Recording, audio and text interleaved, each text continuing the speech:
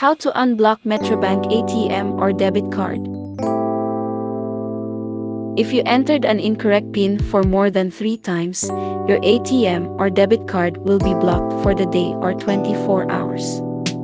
So don't panic and relax, all you need to do is wait for 24 hours. This will automatically reset the following day and will allow you to access your ATM or debit card using the correct PIN. But, if you have forgotten the PIN, then go to your issuing bank to request to change the number for your convenience. And please bring 2 valid IDs for verification of ownership.